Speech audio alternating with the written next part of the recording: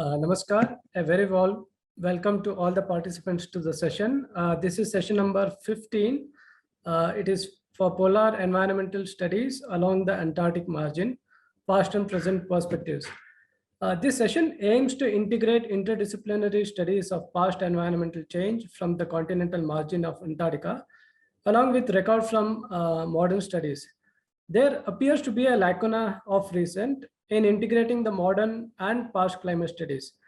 The understanding gained from modern studies needs to be transposed to the past, which will help to strengthen future climate change projections. We have in this session 9 speakers from various fields, both from past climatic studies and modern studies. And I will be requesting Dr. Krystyna Saunders to take over the session and moderate. And before that, I would like to introduce our conveners.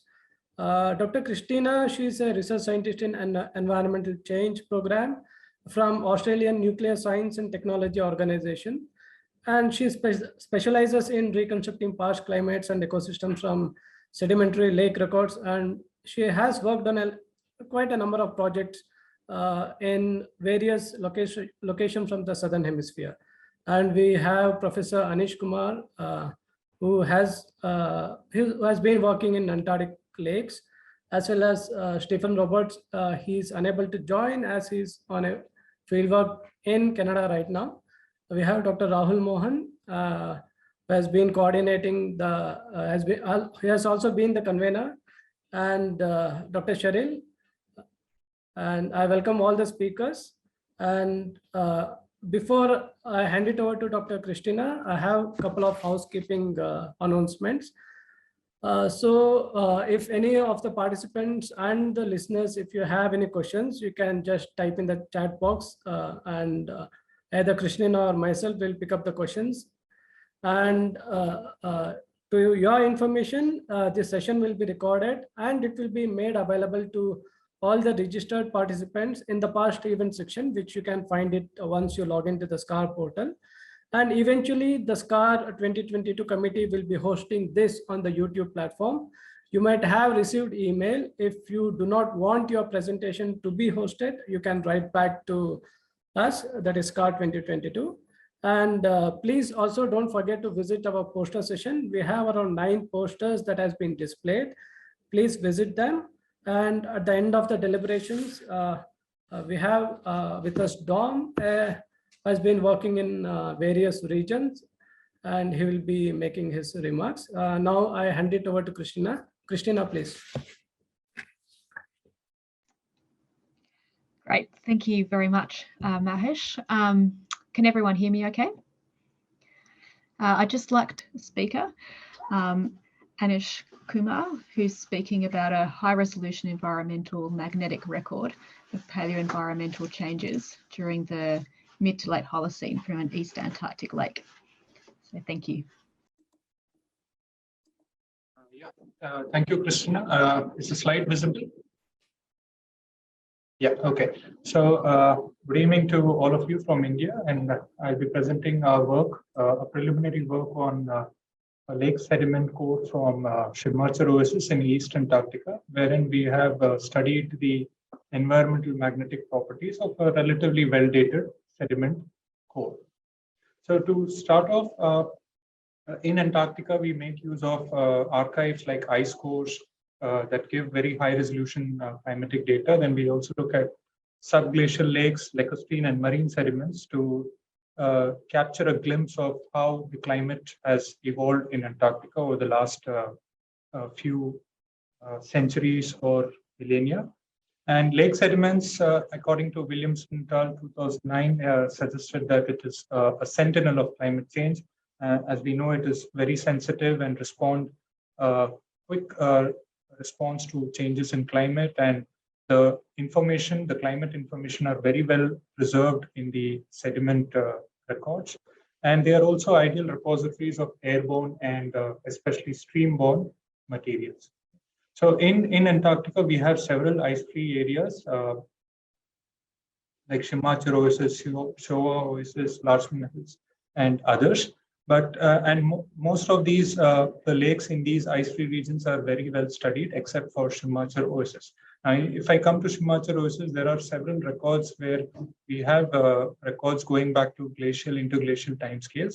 But when we come to Holocene, there is a dearth of high-resolution data, which signifies the climatic information. So in this study, the objective was to study the concentration, grain size, and the type of iron minerals which are preserved in the sediments of a very small lake in Shimachar Oasis, and using that data to reconstruct the climate history for the mid to late Holocene in the region.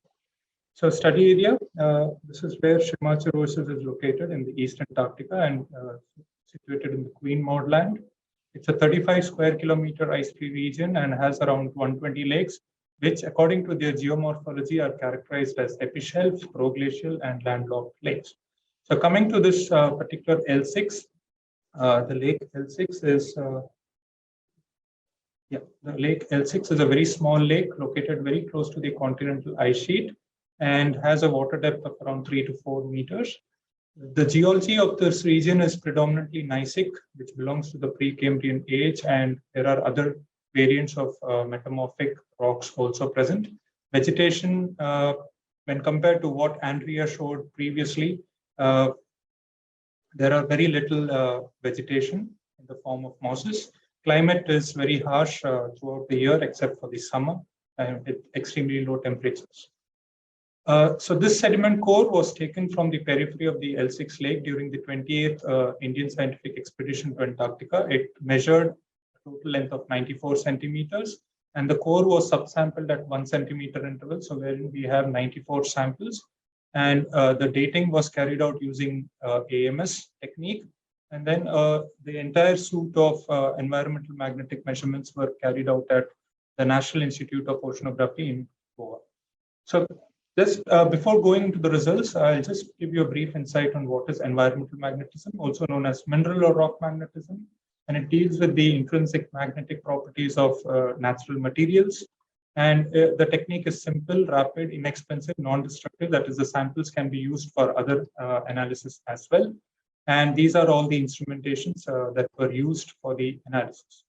Now, what's the rationale behind environmental magnetism is because all the environmental and the climatic parameters like temperature, precipitation, they are all imprinted in 3 main properties of magnetism. That is concentration, that is how much is present, grain size, whether it is coarser magnetic grains or finer magnetic grains, and mineralogy, whether it is hematite, goethite, titanomagnetite, or magnetite.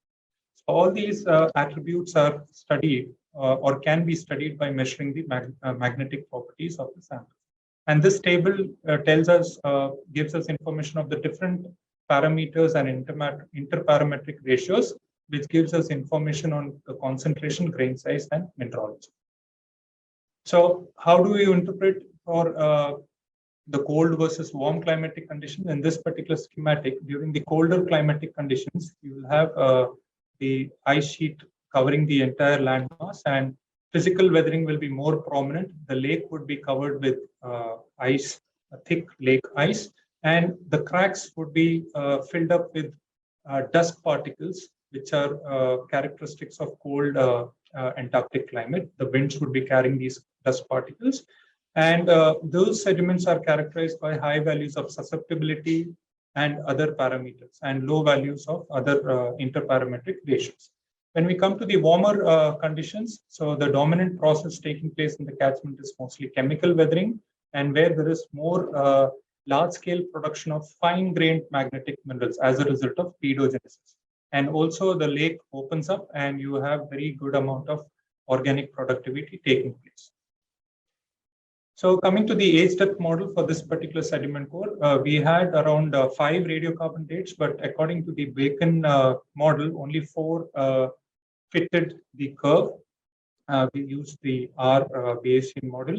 SH-Cal13 calibration curve was used for calibration, and this sediment core goes back to about 4,668 years before present. So sedimentation rate varied from 14.008 centimeter per 1,000 years to 32.36 centimeters per 1,000 years, with a mean of 21.25 centimeters per 1,000 years. Now coming to the results, so the first one I'll be presenting is magnetic concentration. So in the graph, we have the first graph represents KLF, that is magnetic susceptibility. It tells us how much of magnetic minerals is present in this particular sediment core.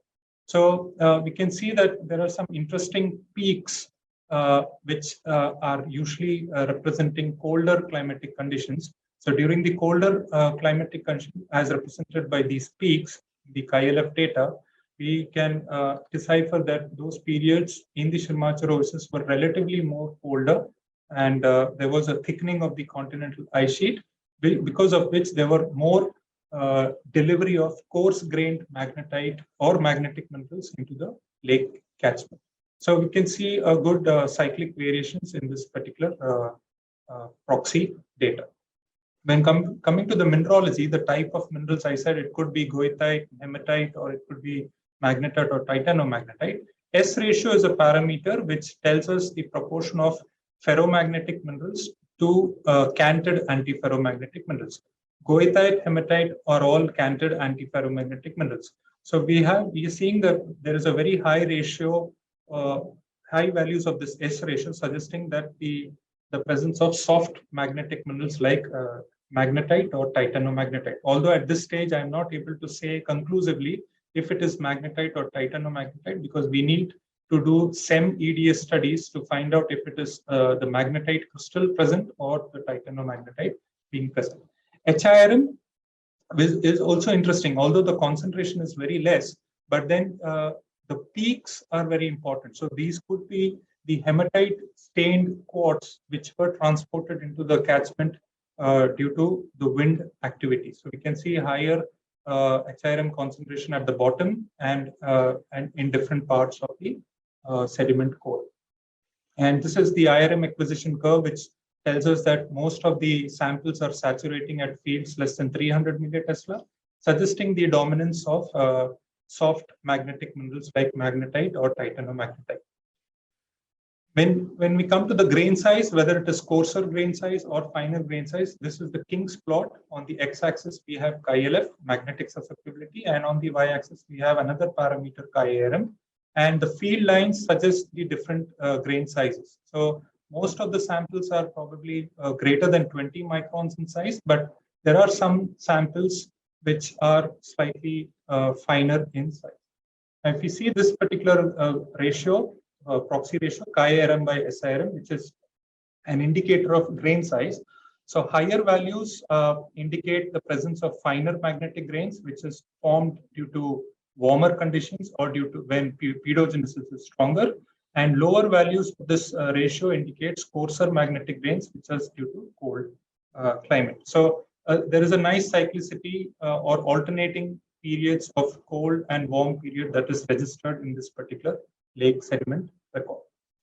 So finally, the paleoclimatic implications are there are 5 very strong episodes of cold climatic conditions in the last 4,700 years present in the Shimacher oasis record, wherein this particular episode from 4,500 to roughly around 2,500, it could represent the mid-Holocene ipsithermal, and which is also evident by the low values of the KIRM by SIRM ratio. So following that, at 2000 cal years BP, there is a increase in the KLF value, which probably shows the presence of a colder climatic conditions, which could relate to the neoglaciation period, which is also evident in other archives from different parts of Antarctica. And colder conditions prevailed till 1.5 cal K BP, followed by warming conditions, which could indicate retreating glaciers, followed by at 800 cal years BP onwards, there is a increasing trend in KLF values, KIRM and SIRM, which could represent advancing glaciers. Although it is still early to say whether this could be related to the Little Ice Age event or previous to that, whether it is medieval warm period. More studies needs to be done on that. And yeah, so to conclude, the dominant magnetic mineral is magnetite, titanomagnetite, which needs confirmation from SEM EDS studies, which is derived from catchment. And the Holocene period, the mid to late Holocene period, is characterized by alternating phases of warm and cold climatic events. So this is one of the high resolution data from a lake sediment record in the Shirmachar oasis. Colder periods are characterized by high magnetic concentrations and coarse SSD grains, stable single domain grains.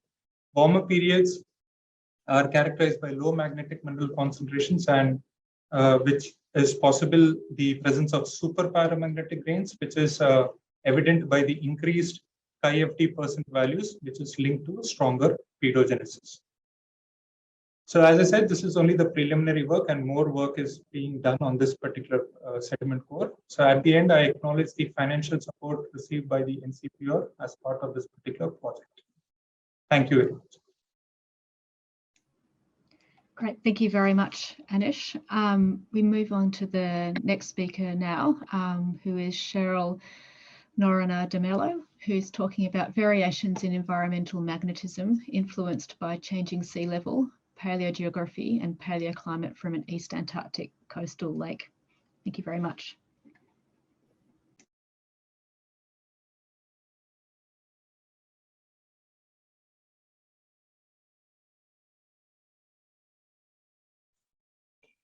Okay, good day to all. So I'm Dr. Cheryl from the NCPR, and I'll be briefly presenting a Holocene paleoclimate record from the Lascaux Hills. So ice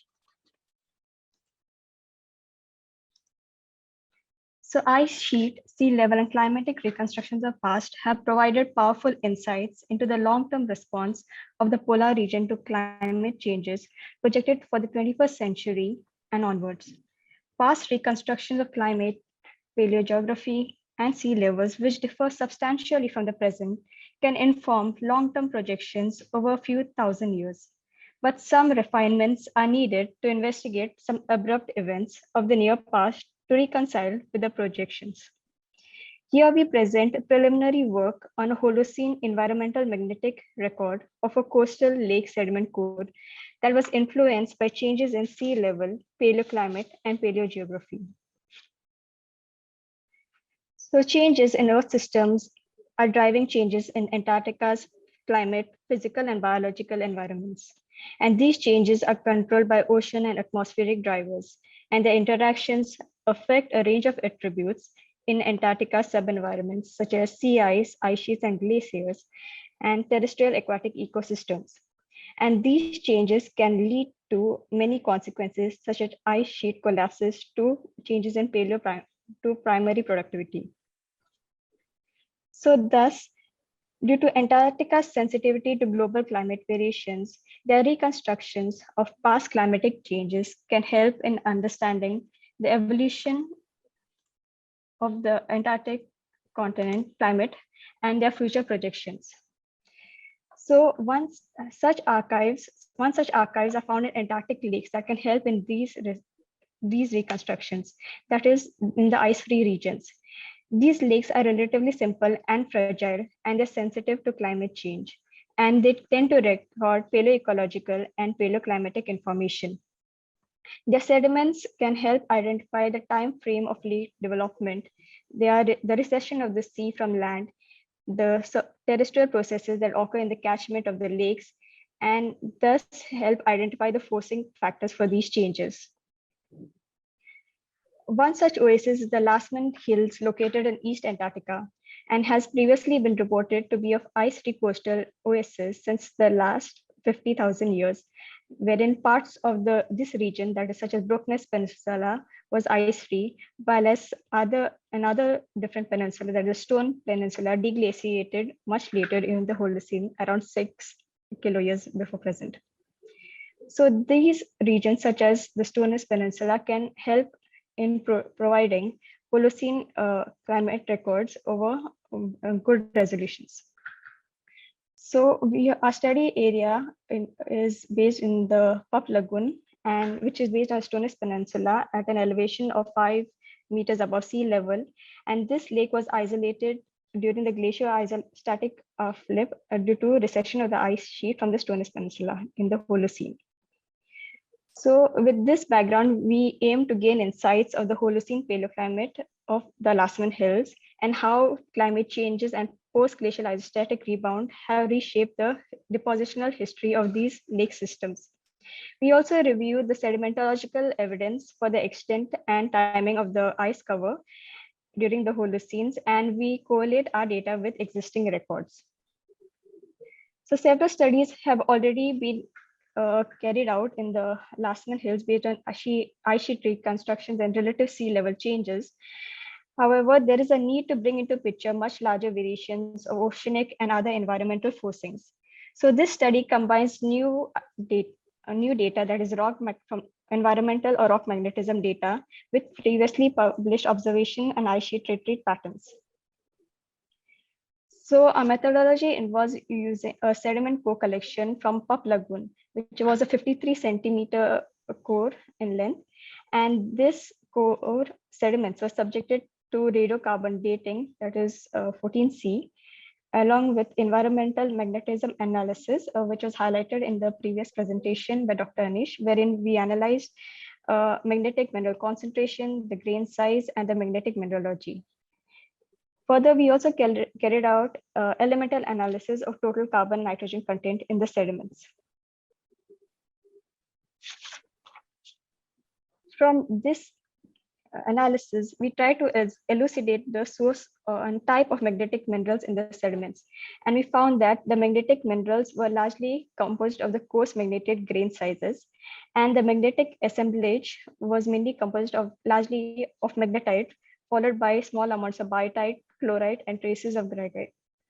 We conclude from this data that the physical weathering of the parent rock in the catchment was the main source, followed by pathogenic contribution and aeolian inputs of magnetic minerals to the sediments. The geochronology of the core showed that the core spanned from between 5.8 to 0.43 kiloyears, that is from the range from the mid to late Holocene. And from this data, we also calculated the sedimentation rate, and we identified 3 different phases of sediment deposition, out of which the 2 were low sedimentation phase, and whereas 1 was of increased sedimentation rate. So the environmental and rock magnetic analysis, environmental magnetism analysis, as well as elemental analysis confirm the presence of 3 depositional phases, which is labeled as PL1, PL2, and PL3. PL1 spanned between 5.8 to 2.6 kiloyears, which was characterized by low sedimentation, and the sediments were composed of mainly coarse and fine mixture of magnetic minerals. And these sediments were deposited during warmer conditions. Also, we identify aeolian inputs using frequency dependent susceptibility parameters between 5.8 to 4.6 kiloyears. And this zone was characterized by low biogenic productivity. Furthermore, PL2, which spanned between 2.6 and 1.8 calibrated kiloyears, was identified as a transition zone with high sedimentation rates and increased magnetic mineral deposition of coarse, as well as increased proportion of fine. Also, we identified biogenic production to increase during this phase. Furthermore, in PL3, that span between 1.8 to 0.43 calibrated kiloyears, we see that the magnetic mineral content has increased, and as well as biogenic sedimentation. Also, we infer arid conditions during this phase, and also there was a decreasing trend of magnetic mineral concentrations here. So we try to correlate our data, existing data, that is the first 3 plots, with previous data published in and around the Lasman Hills and the Prince Bay. And we infer that between 5.8 to 2.6, due to the ice sheet proximity, there was a large amount of coarse sediments deposited in the lake.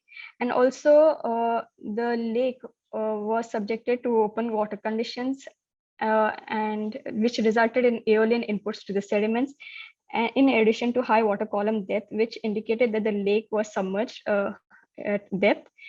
For the low terrestrial runoff was also inferred, and higher RSL and GIA subsurface melting was low during this phase. So we also cross-checked our data with previous data, and we identified that subsurface melting of marine terminating glaciers during this incursion led to incursion of warm waters, which melted most of the sea ice and caused open water conditions during this phase. Further, between 2.6 to 1.8 kilo years, we identified the transition phase, and this was a high sedimentation phase due to high meltwater runoff from the retreating ice sheet, and also the RSL began to retreat away from the lake, but was still in connection with the lake. And between 1.8 to 4.43 calibrated kilo years was a freshwater to brackish water phase when the lake was isolated, and biogenic production was mainly due to benthic algal mass. And also there was reduced meltwater influx, probably due to the retreat of the ice sheet away from the catchment of the lake. So here we have made a conceptual model of the three phases, wherein the first phase, we can see that the lake was mainly covered by the ice sheet and under the sea due to high RSL. So as the ice sheet began to retreat between 2.6 to 1.8 kilo years, and due to high rate of GI induced uplift, the land began to rebound, and as well as the RSL began to retreat. And further, between 1.8 to 0.43 calibrated kilo years, the sea level was almost retreated to its current position, and the ice sheet retreated much away from its current position, and thus reduced meltwater supply to the lake. So to summarize, oceanic forcing factors such as intrusion of warm surface waters and sea ice cover drove the retreat of the ice sheet and influenced the deposition of sediments in the lake during the mid-Holocene. And the transition phase was attributed to the low RSL and increased rate of GI-induced uplift, and due to decreased ice loading due to retreat of the ice sheet on the Stoness Peninsula. And the lake transformed to a freshwater basin after 1.8 kilo years due to accelerated rate of land rebound and detachment of its marine connections under arid conditions. So to conclude, so the analysis of coastal Lacustrine sediment can provide better understanding of East Antarctic ice sheet responses and further help constrain the contribution of the Antarctic glacial retreat to global sea level during the mid to late Holocene. Thank you. Great, thank you very much, Cheryl. So our next speaker is Dominic Hodgson, who'll be talking about the Antarctic Peninsula warming activating subglacial hydrological networks. Thank you very much.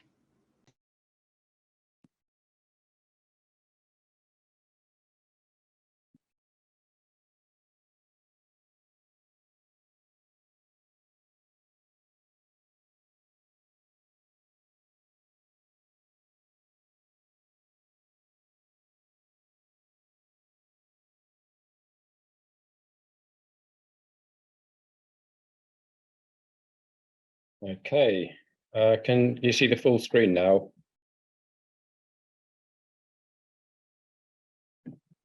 Yep. Yep, all good. Okay, so hello everyone, nice to be here finally. I've got a little story to tell here about some unusual features that we've been spotting on the Antarctic Peninsula. So I'm going to take you through a short story about those things. So we understand quite a lot about the behavior of meltwater and subglacial meltwater around the Antarctic. And in 2022, Dan Livingston put together an inventory of subglacial lakes in Antarctica. And you'll notice from this slide that most of the subglacial lakes that have been described and characterized and the subglacial networks that have been described are from East and West Antarctic Peninsula. And there's notable absence of any evidence of lakes or subglacial lakes in the Antarctic Peninsula region. Now, subglacial lakes are very important because they show that there's a hydrological network underneath the ice sheet, and that hydrological network can influence how the ice sheet's behaving. So there's an example here on the right from subglacial Lake Mercer and subglacial Lake Conway in West Antarctica, showing us one lake empties. So the in this case, let's get my pointer up. This lake here has emptied, and a lake downstream in the hydrological network has refilled. And this sort of behavior is widespread across the Antarctic ice sheet, but has not been very well characterized in the Antarctic Peninsula region. So looking at the Antarctic Peninsula region, we know there's a lot of surface meltwater around, and this is particularly evident on the region's ice shelves, where we see seasonal meltwater ponding around the ice shelves, particularly to the north of the Antarctic Peninsula, but also further south. So if we look around here on the George VI ice shelf, which sits between Alexander Island and the Antarctic Peninsula, a little series of satellite images just over the last few years shows an increase in surface water ponding around the same time of year. So here we've got 2017, where there was just water ponding in ice marginal lakes along the edge of George VI ice shelf, which sits here. An increase in 2019, you can see more water forming. And then in 2020, when we had a particularly strong meltwater season, you can see fairly large superglacial lakes forming on the ice shelf there. And that was a record melt season, 32-year in the 32-year record. That meltwater's presence has been associated with acceleration of the region's glaciers of up to 15% relative to their long-term baselines. So what I've been interested in is looking at surface meltwater, not on the ice shelves, but on the glaciers as well. And you can see the glaciers are degrading primarily, I think, due to temperature, but also due to the transport of surface dust onto the glaciers, which is influencing its albedos. But one thing we have noticed is the appearance of some fairly unusual features. And this is an example of one. So this is, we called it the Phobos Ridge Ice Collapse Structure, PICS for short. But here we have 200 to 300 meter wide, essentially pit in the surface of Mars Glacier. So a big hole has opened up in Mars Glacier, and that happened sometime before 2013. And we're seeing other features like this forming around the Antarctic Peninsula. This feature is currently around about 25 meters deep, but was about 44 meters deep when it formed.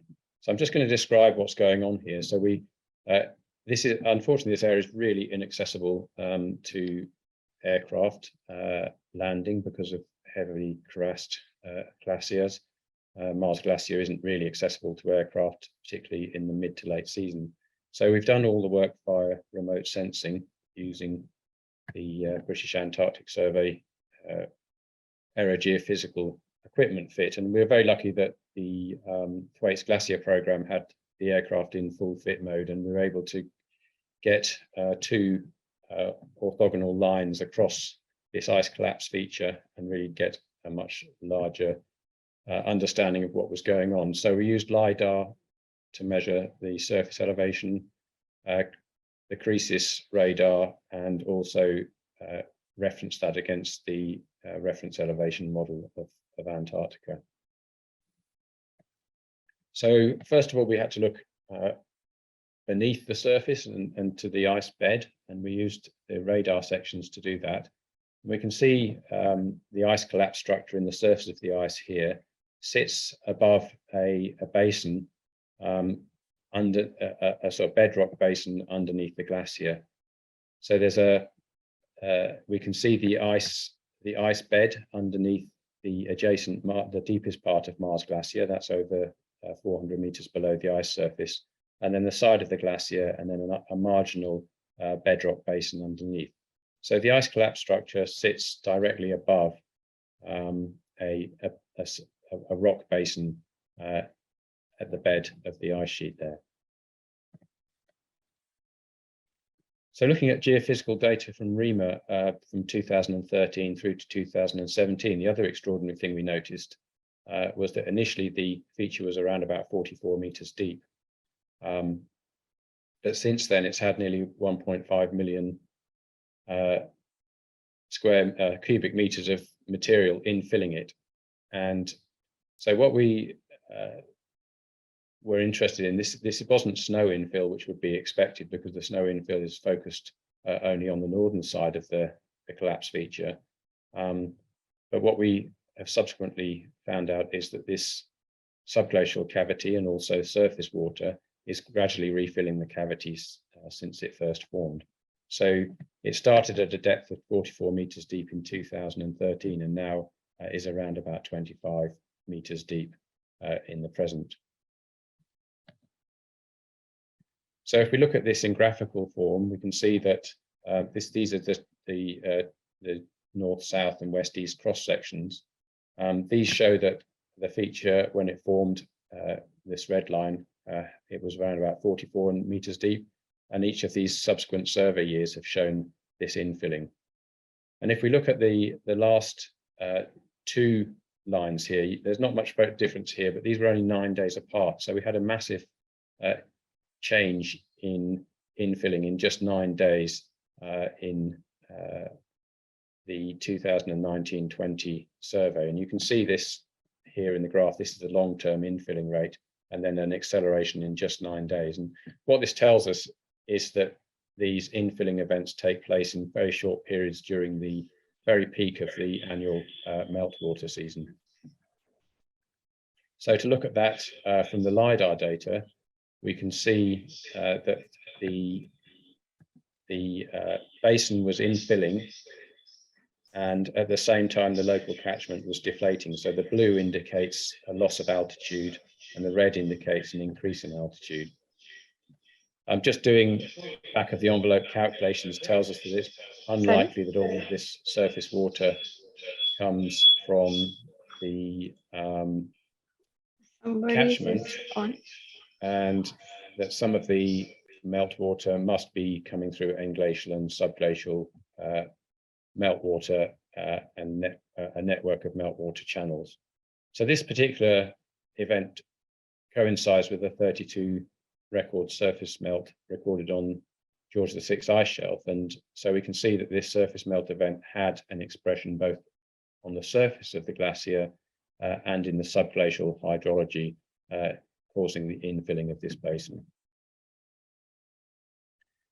So our interpretation of this feature, and it's not the only one, this is just the one we've done the geophysical survey of, was that there was a subglacial lake beneath the glacier and that this experienced catastrophic drainage just prior to 2013.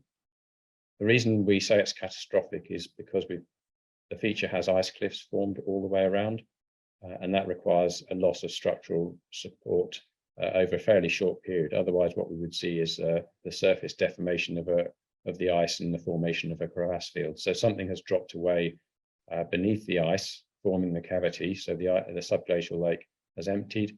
It's created a subglacial cavity, and the ice above has collapsed into that cavity.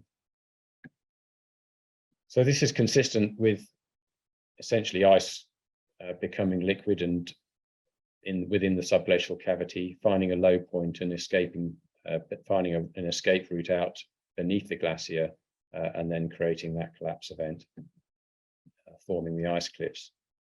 This feature I've shown has just gradually been refilling since that time. So the infilling has been associated, we think, based on our surveys in the 2019-20 season, been associated very strongly with the meltwater season and the availability of meltwater, both from the surface and within the subglacial hydrological network. So just to conclude, we can see quite interestingly in the northern Antarctic Peninsula that in the 1950s, when warming was beginning there, that similar features were appearing in the northern Antarctic Peninsula. So there's features up here in the Sjogren Glacier and then also at Nobi Nunatak, and we see exactly the same features now forming 900 kilometers further south on the Antarctic Peninsula, at the Phobos Ridge site and also at another site, Callisto Cliffs, which look very similar to those which are forming in 1957 and 58. So my conclusion from this talk is that these activation of the subglacial networks and rapid drainage of subglacial lakes forming surface ice collapses likely has migrated from the northern Antarctic Peninsula in the 1950s. Now this process is forming or taking place in the southern Antarctic Peninsula in 2018 and 2022, and is likely to continue into the future as we continue to warm. Thank you. Thank you very much, Dom. That was really interesting. So our next speaker is Joel Sebastian, who'll be talking about paleo weathering and provenance studies from using lacustrine sediments from East Antarctica during the mid-Holocene. So thank you very much. Krystyna, Jojo is right now in the Himalayas. He's undergoing training. He's trying to connect, so we will keep him at the last. If he is able to connect, then we can have his presentation. We can move to the next one, please. Okay, no worries. So the next speaker is Julian Williams, who is talking about flooded ice flow detection in the Amundsen Sea with Sentinel-1 SAR. Thank you. Thank you. And can you see the screen?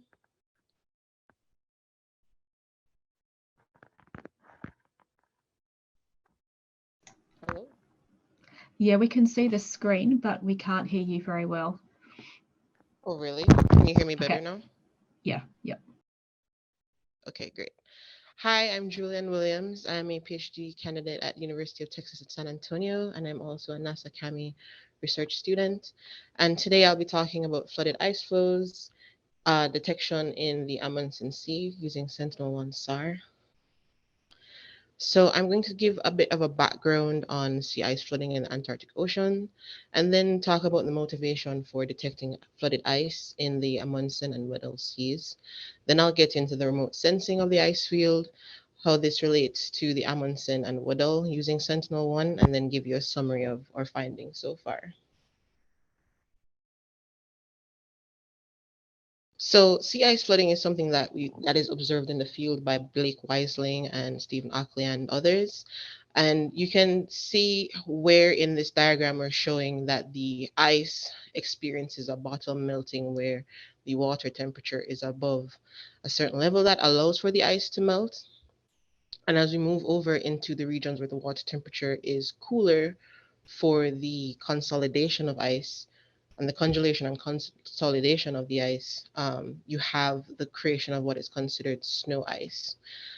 And we're able to tell where these water temperature changes exist using buoy data. So we can see here where there's a peak in the ocean heat flux in around February. And as we get into April, we're seeing a cooling or a reduction in the heat flux in these areas.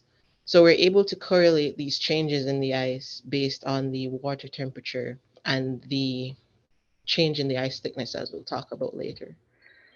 So sea ice flow flooding is a phenomenon where you have the dry snow that is on top of the ice that eventually becomes heavy enough to depress the ice below the sea surface level.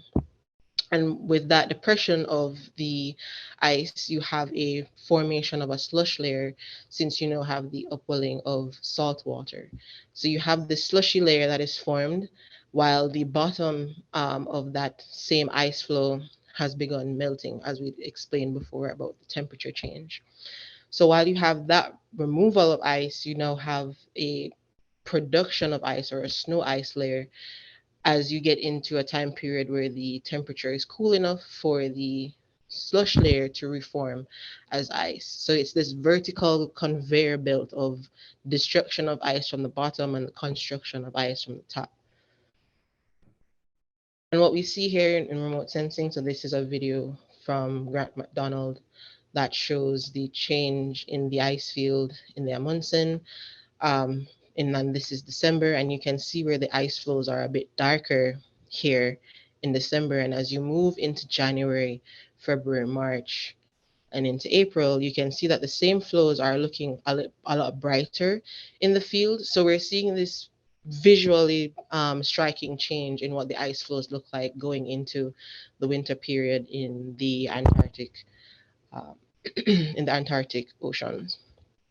So what we begin to do is look at these images, the sentinel SAR images alongside optical images, to be able to tell visually where we're seeing these ice flows, how we're seeing the changes in ice flows, using an optical image for the purpose of visual validation of what we're saying that we're seeing in the images. And again, here you can also validate that with things like ISAT2, where you'll be able to see there's a net zero change in the ice thickness. As I explained before, you're seeing a destruction of ice from the bottom of the flow and a construction of ice from the top of the flow. So there should be roughly a net zero change in the total ice thickness over time. So what we see here in SAR images, on the top we have the Sentinel-2 image, which is the optical image as we've explained before, the multispectral image, and the Sentinel SAR below it. And you can see the expression of different ice features with respect to the surrounding features. So here we're zooming into an iceberg. And because the backscatter intensity of features such as icebergs or even land, if they're in close proximity, can change what the signature, the backscatter signature, looks like for the surrounding ice features in the field. We also look at the MODIS image as well. And you can see here, looking at the same object as a marker, you can see here where the leads are being splayed off in the same direction. We can see in the SAR image, there's an expression of darker flows surrounded by brighter ice in the field, but you don't quite see anything that is striking visually in the optical image to say the same features. That is an advantage in some degree to using SAR. Some things are immediately visible in SAR that is not necessarily easily seen in optical images. Here again, you can see the change in the ice in the field here, and you don't really see that definition in the optical image either. You can see quite easily where the icebergs are. So we're able to see that there are different features in the ice field, and we can also see how these features change visually with respect to other objects in the ice field. So here we took a common region in the Amundsen Sea. This is the same ROI, the same box or region of interest that we looked at. And then we looked at what the mean backscatter intensity was. And here we're seeing that in beginning of March in 2018, we're seeing a mean backscatter intensity of minus 6.97. And as we get to the end of March, again, going into the winter period, we're seeing a reduction or a greater negative value of backscatter intensity to minus 9.43. And you can see also in the image where you've gone from a brighter image to an image where there's darkened ice flows and a bit more leads in the field.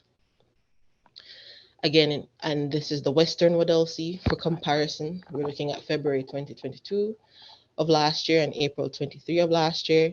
And we're seeing the same sort of trend where you have a reduction in the mean backscatter intensity. And you see it visually as well, where you have an increase in darkening of the flows in the field, as well as more leads, I would say, in the field as well, which also can affect what the mean backscatter intensity in the same region of interest would be. So in summary, in terms of what we're seeing visually and numerically in terms of backscatter intensity, we see an increase or more negative backscatter intensity moving into the winter period in both cases. But the brightness of the ice field and what the intensity is looks different depending on the conditions in the image. So windy conditions can also affect the brightness of the ice field, as well as the sea ice surface texture, because you will see ripple marks and dunes on the ice surface from snow. So that can also affect what the intensity is. Rafting of ice flows as well, with respect to incident angles, which is the subswath of each image, can also cause the appearance of the backscatter intensity to look either brighter or darker. We also have to think about the different objects that are in the ice field. icebergs are paramount to that because they will skew the mean backscatter intensity because they're so much higher in terms of their signature. And of course, other surrounding objects like land or leaves, which would be darker as well. So we think that it's best to use a classification technique using machine learning to separate flooded versus unflooded objects, things that are flooded ice flows versus everything else that is not a flooded flow. And in that way, we can remove anything that is unflooded to get a true representation of flooded ice in the ice field. So what have we learned? We've learned that ice flow flooding in the Antarctic Ocean is gained from the weighing down of snow on the flow surface.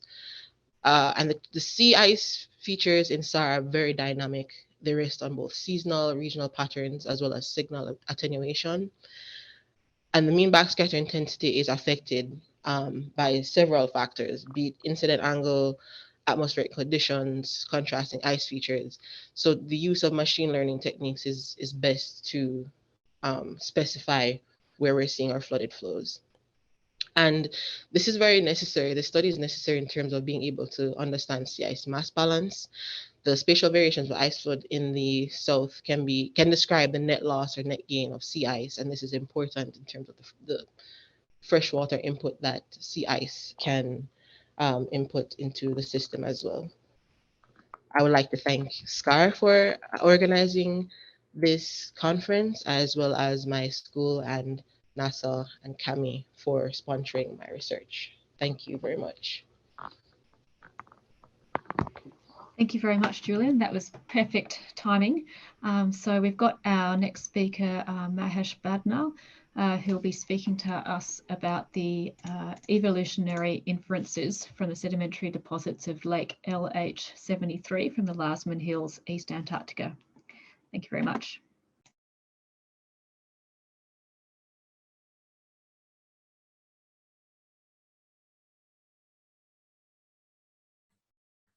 Yeah, thank you, Krystyna. So I'll be presenting few results from one of the sediment core which we have collected from Lasman Hills. So if you can see the platform on the photo here, it's a UV type platform which we have been using to collect sediment cores. Of recent, we also mounted a Vibra corer to collect sediment cores, and we have been fairly successful in collecting few good sediment cores.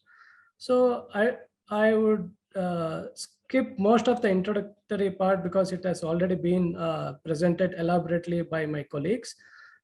So, however, like when we look at continental Antarctic margin, the archives which we can find is the lake sediments, the marine coastal sediments, as well as the ice cores which are very near to the continental margin. So, particularly the lake sediment records, it forms a very important critical link between the ice sheet records and the marine cores. And there's a host of information that can be retrieved from the lake sediment records. So I will go directly to my study area, which is Lasman Hills. So this is, you can see the study area, that is LH73, which is located at an altitude of 85 meters, and it is located very close to the continental ice sheet.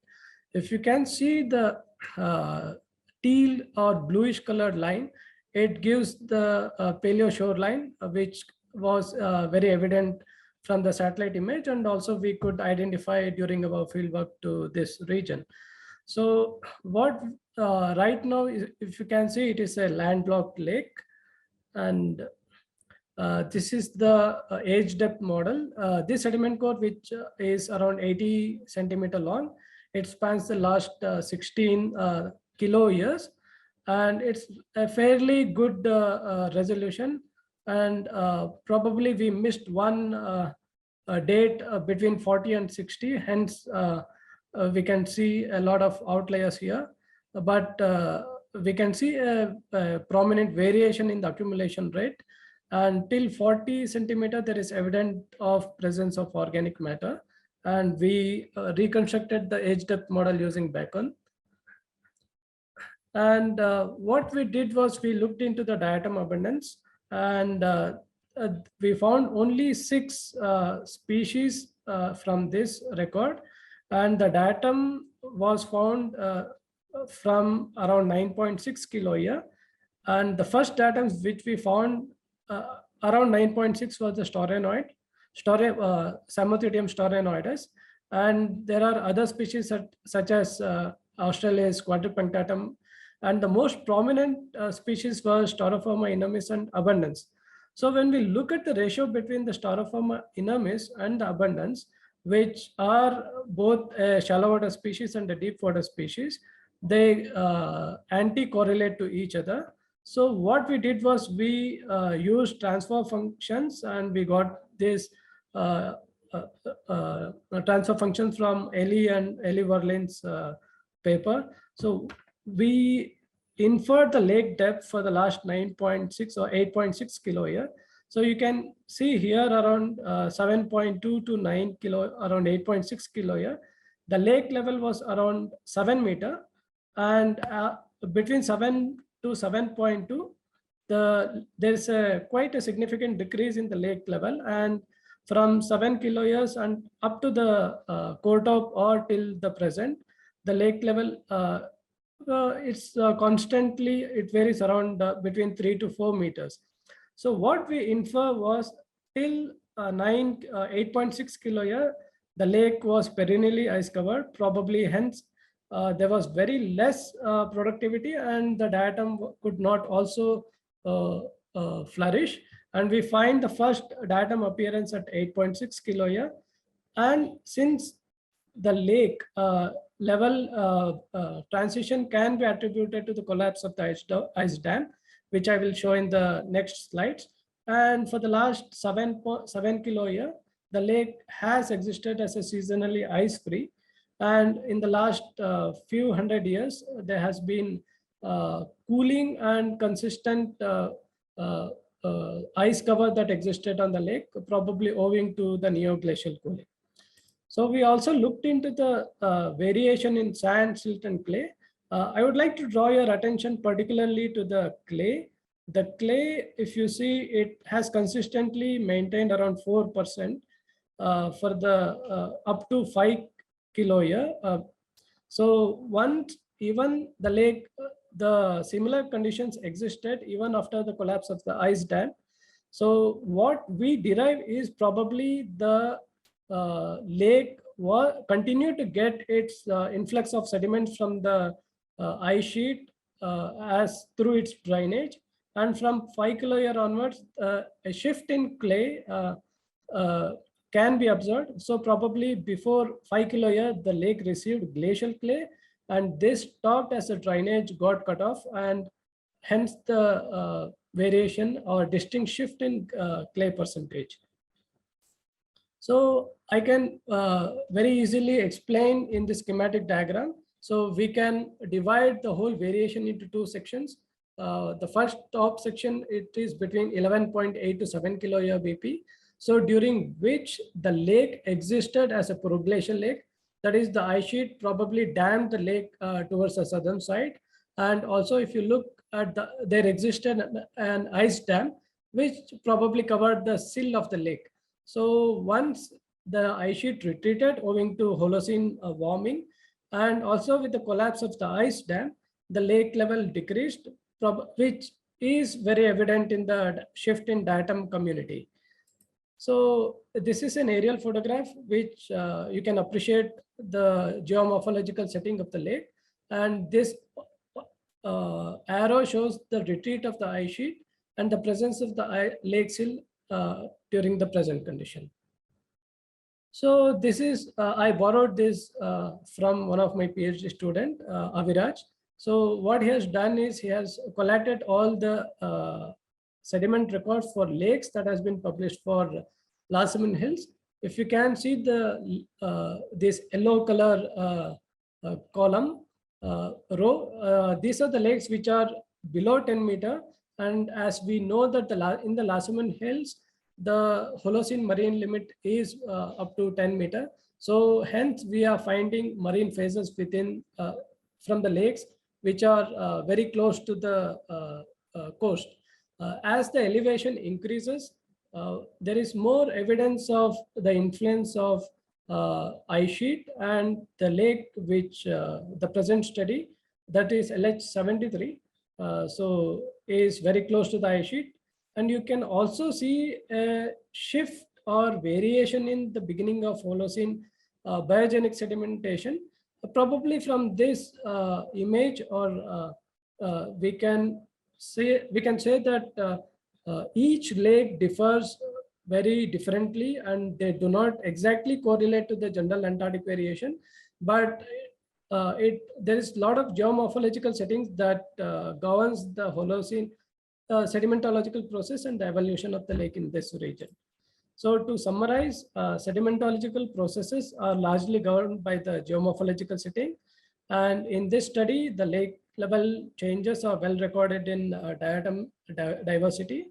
And as we can see from the previous slide, that Holocene sedimentation, it begins at different times, and hence geomorphology plays a very important role. Thank you. Great, thank you very much, Mahesh. So our next speaker is, I think there's a pre-recorded video, is that right? From Saddam Chatterjee. So yes, yeah, we can request the SCAR IT team to play the record. SCAR team, can you please play the pre-recorded video?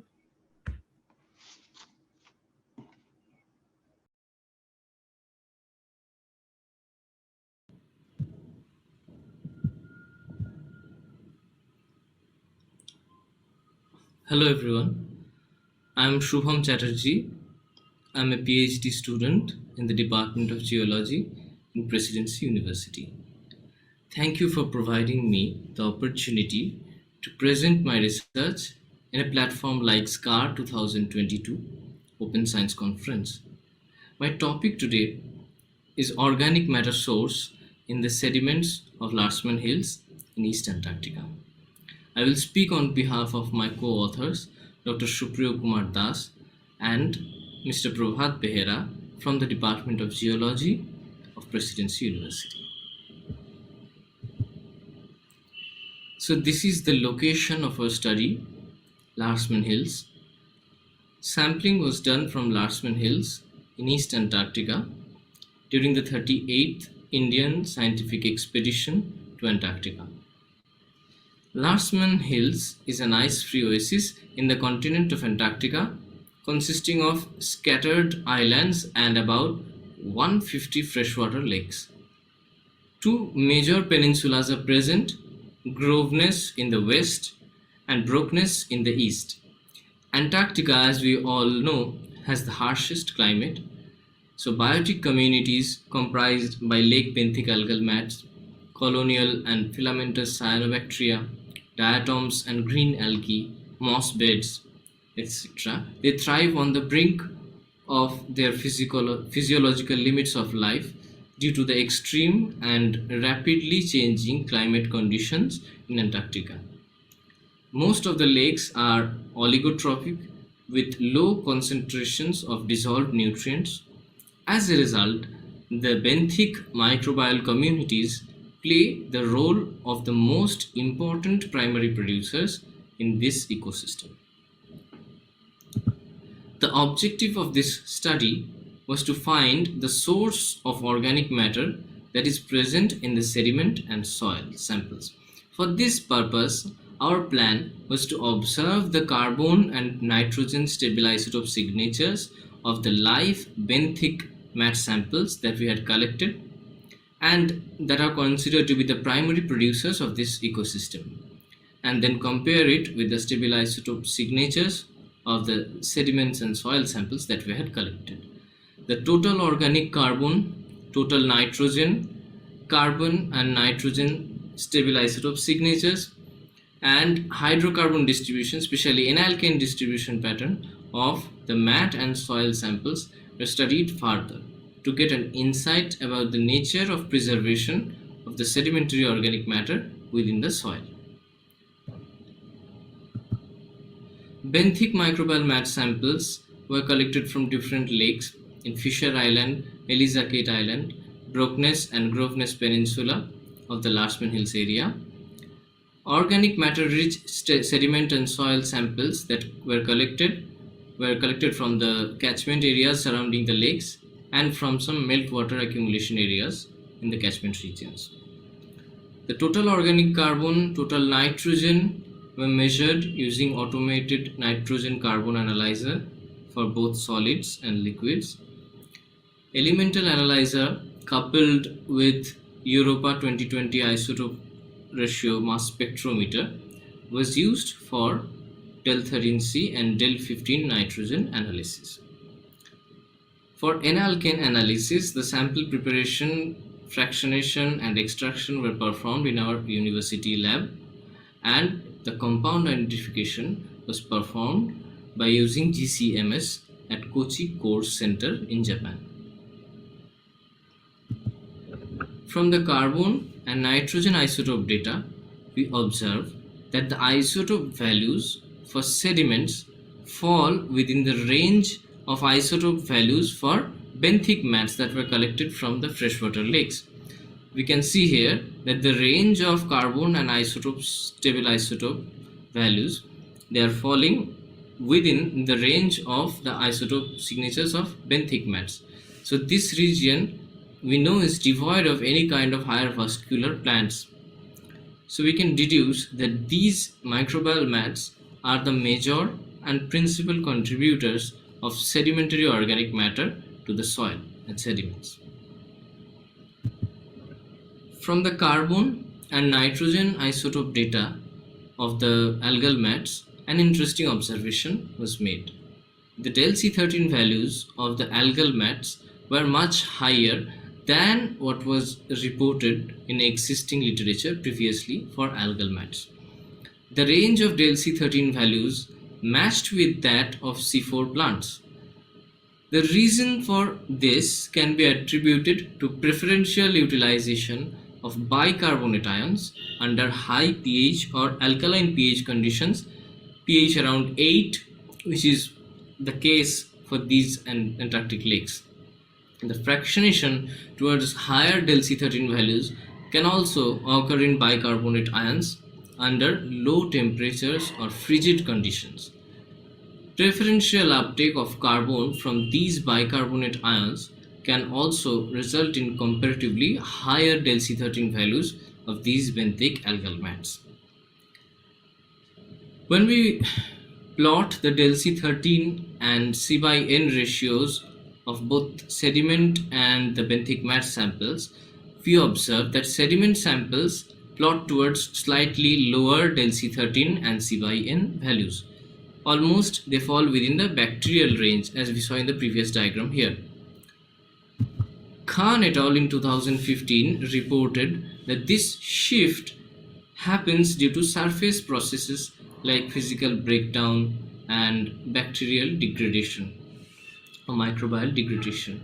This is further supported by our next data, the comparison of N-alkane distributions. Here we have shown that the averaged N-alkane patterns of algal and sediment samples. It shows here that the benthic mat samples have much higher odd over even predominance, almost equal to 4, than that of the soil samples. The soil samples here show even over odd predominance, as the value shows it is less than 1. So why is it not consistent with the observed values in benthic mats? So we have not found any isoprenoid molecules in our data. The absence of isoprenoid molecules like pristine and phytine indicates a weak oxidation and reduction environment, which poses favorable conditions for the reduction of fatty acids to produce even chain N-alkanes. Furthermore, these kind of situations create favorable conditions for the growth of certain bacterial flora, which can produce high abundance of even carbon number N-alkanes. And some algal genera like Cryptophyceae, which were identified in our benthic mat samples, they also can produce even chained N-alkanes like NC22. So direct contribution from bacteria and microalgal source after the deposition of the sediments, and physical and microbial degradation of organic matters from their original condition. They change the enalkane signature and stable isotope signature a little bit. The stable isotope signature shows a shifted down, stable carbon isotope values have shifted down, and also C/N values have also shifted down due to these bacterial degradation processes. These bacterial degradation happens with contribution of some bacteria and microalgal source.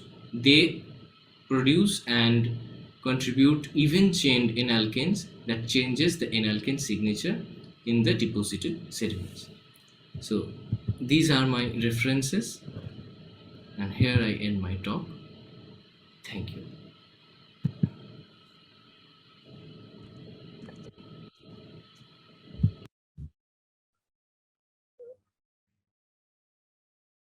Yeah, thank you, Scotty. Thank you, Krystyna, for moderating the session. Before we, of course, Jojo, he's still in Himalayas. He's unable to connect. So one of our talk stands cancelled. Before we wind up, I will ask both Krystyna and Dom to give their closing remarks. Krystyna, can you please go ahead, take a couple of minutes to give your closing remarks? Yeah, thank you very much. Yeah, is that Dom? Are you going to speak now? I can do, yes. Yeah, Yeah, Dom will speak after you. Yeah, no worries. Well, I had a look at the posters this morning to try and get a feeling in my mind as to what the common themes are through our area of research. And I mean, obviously, the IPCC has clearly shown us that the Antarctic is warming, and a lot of our research is playing to that. So there is, you know, in a response to warming, there's ice mass loss that can be seen both. We can both see it on the ground, but also it can be calibrated from satellites and changes in surface hydrology. And there's a couple of posters on ice mass loss on King George Island, which I'd encourage everyone to see, and also another one on the retreat of the Crane Glacier, which has responded very sort of closely to positive high degree days. The warming itself is also shifting the climate. So there's a group of posters looking at climate responses, and we've heard a few talks here. So, you know, that would, for example, we've seen changes in the behavior of the southern hemisphere westerly winds. Krystyna's been tracking that, looking at sea salt aerosols, or sulfur in particular, on Macquarie Island. Also, we had a talk just now on how sea salt aerosols influence snow in the Bunga Hills. So perhaps the lakes there are also responding to changes in the winds. There's a poster on pollen to Long Lake on King George Island, showing long-range transport of pollen from South America. So the climate's changing, and our archives are tracking many of those changes. And then finally, the warming or changing environments are clearly influencing the lakes and our various ways that we've reconstructed in the past.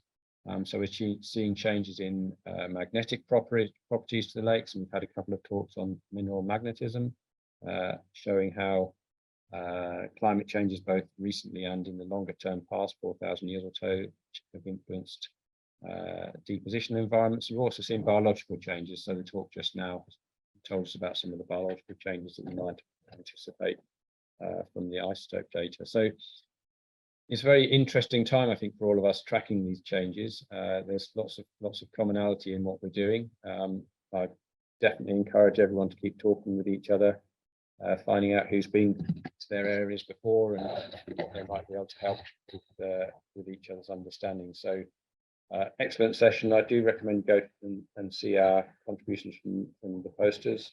And also thank you very much to Mahesh and all the other conveners for organising this excellent session. Thank you, Don. Krystyna, would you like to add something? Only that I just wanted to say how much I enjoyed this session. Like, it was great to see such a diverse range of talks and disciplines looking at a common problem. So yeah, as Dom said, I highly recommend everyone go and check out the posters as well. Yeah, thank you. And that was a fairly successful session. May I request all the participants to switch on their video? We can just take a couple of screenshots for the record. You can take. Okay. Okay, our best force. Yep. Okay, thank you.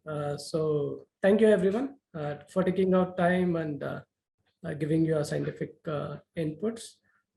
We hope to meet again, probably Chile next year, next car.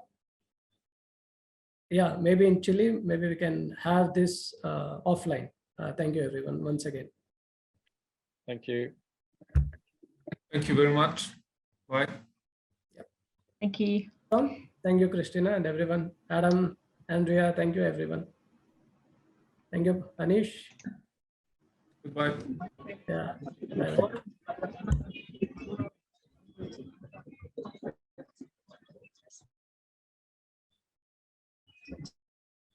Acha. Okay.